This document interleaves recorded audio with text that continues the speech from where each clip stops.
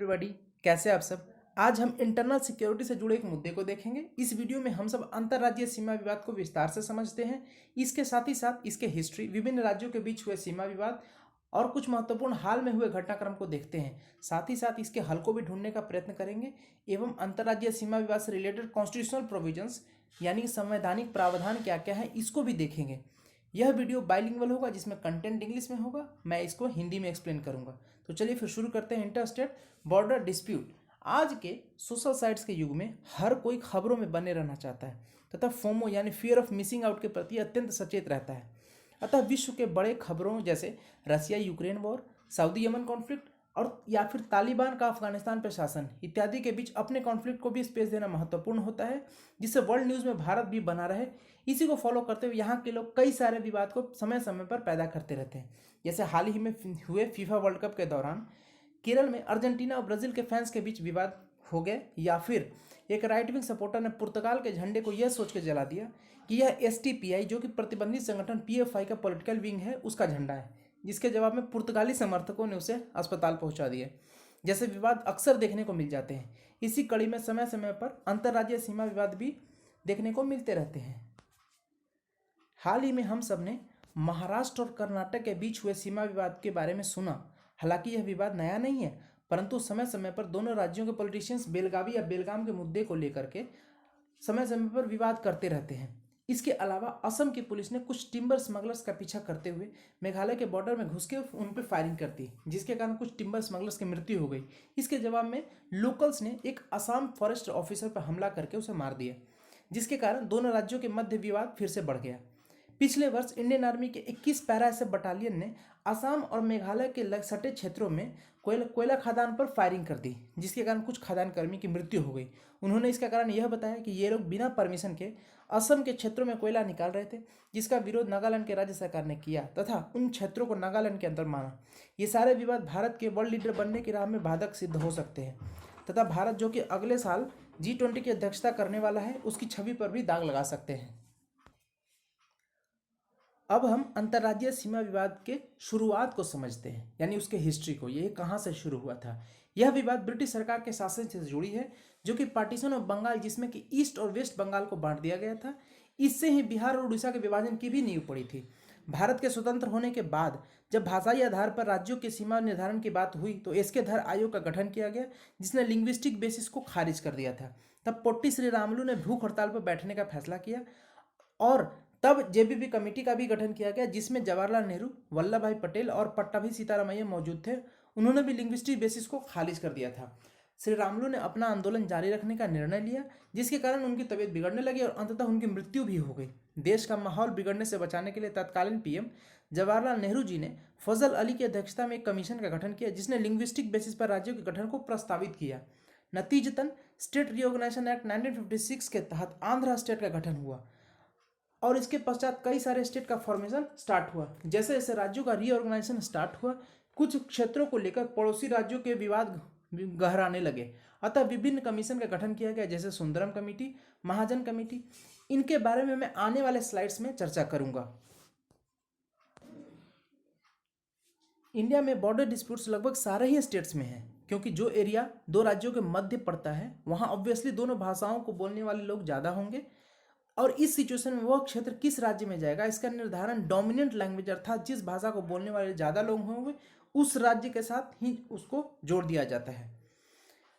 परंतु नेचुरली दोनों स्टेट्स उन क्षेत्रों पर अपना अधिकार मानते हैं, फलस्वरूप विवाद पैदा होता है। जैसे असम और अरुणाचल के बीच, महाराष्ट्र और कर्नाटक के बीच, असम और नागालैंड के बीच, असम मेघालय, असम मिजोरम, तेलंगाना आंध्र प्रदेश, बिहार झारखंड, उड़ीसा और आंध्र प्रदेश, पंजाब और हरियाणा के बीच विवाद।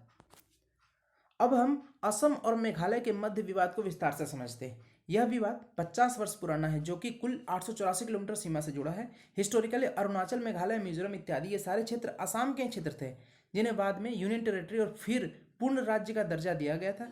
अतः कई सारे क्षेत्र जिन पर इन राज्यों का असम के साथ विवाद है और जिसके फलस्वरूप समय समय पर स्थानीय लोगों द्वारा अशांति फैलाई जाती है। मेघालय का लांगपी डिस्ट्रिक्ट, जो कि असम के कामरूप डिस्ट्रिक्ट के साथ सीमा साझा करता है, विवादित क्षेत्र है। जहां असम इसको कार्बी आंगलांग का क्षेत्र मानता है, वहीं मेघालय इसको वेस्ट खासी और जयंतिया हिल्स का पार्ट मानता है। इसी सीमा विवाद के अंतर्गत टिम्बर स्मगलर्स पर गोलीकांड हुआ था। अभी ताजा तरीन खबरों में कर्नाटक और महाराष्ट्र के मध्य सीमा विवाद काफी सुर्खियां बटोर चुका है। स्टेट रिओर्गनाइजेशन के समय बेलगाम, करवार, निपानी आदि क्षेत्र कर्नाटक को दिए गए थे। हालांकि महाराष्ट्र सरकार का कहना था कि यहाँ मराठी बोलने वालों की संख्या अधिक है, अतः इन क्षेत्रों को महाराष्ट्र को दिया जाना चाहिए।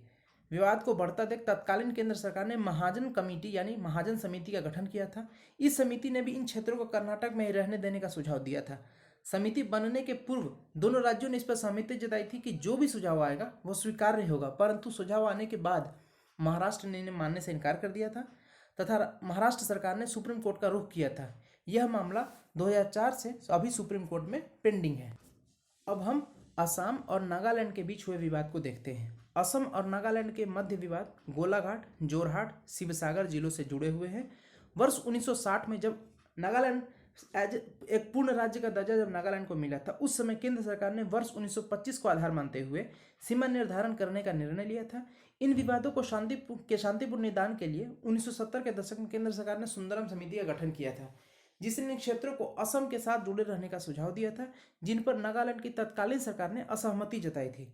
वर्ष 1991 तथा 2006 में नागालैंड की सरकार ने एक नए एडमिनिस्ट्रेटिव डिवीजन का गठन विवादित क्षेत्र में किया था, जिस पर असम सरकार ने अपनी आपत्ति दर्ज कराई थी।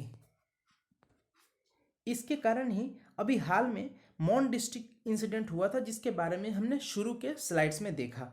अब हम सीमा निर्धारण एवं विवादों के निपटारे के लिए संवैधानिक प्रावधान क्या क्या हैं उसके बारे में समझते हैं। भाग 1 के आर्टिकल 1 से 4 तक के प्रावधान के तहत केंद्र को राज्यों के गठन, पुनर्निर्धारण और एबॉलिश करने की शक्ति दी गई है। विशेष रूप से अनुच्छेद 3 नए राज्यों के गठन एवं एग्जिस्टिंग स्टेट्स की सीमा में बदलाव करने हेतु केंद्र को ऑथराइज करता है। यदि दो राज्यों के मध्य अगर कोई विवाद होता है तो वे डायरेक्टली सुप्रीम कोर्ट जा सकते हैं। इसका प्रावधान आर्टिकल 131 में किया गया है। इसके तहत ये सारे विवाद सर्वोच्च न्यायालय के ओरिजिनल जुरिस्डिक्शन में आते हैं। अनुच्छेद 263 अंतर्राज्यीय परिषद का गठन करने का प्रावधान भी करता है, जिसका अधिकार राष्ट्रपति को दिया गया है। यह परिषद विभिन्न राज्यों के बीच सामंजस्य बिठाने में महत्वपूर्ण भूमिका निभाता है। अब हम अंतर्राज्यीय विवादों से होने वाले परिणामों की चर्चा करते हैं। यदि इन विवादों को शांतिपूर्ण ढंग से नहीं निपटाया जाए तो इनके घातक परिणाम हो सकते हैं, जो कि भारत के आंतरिक सुरक्षा के लिए खतरा बन सकते हैं, जैसे आतंकवाद और उग्रवाद, देश के विभाजनकारी शक्तियों का मजबूत होना, संघवाद को कमजोर करने की कोशिश तथा इसके कारण अन्य क्षेत्रों जैसे टूरिज्म, रोजगार एवं अन्य क्षेत्रों का प्रभावित होना शामिल है। अब हम लोग अंतर्राज्यीय विवादों का सस्टेनेबल सॉल्यूशन के बारे में समझते हैं।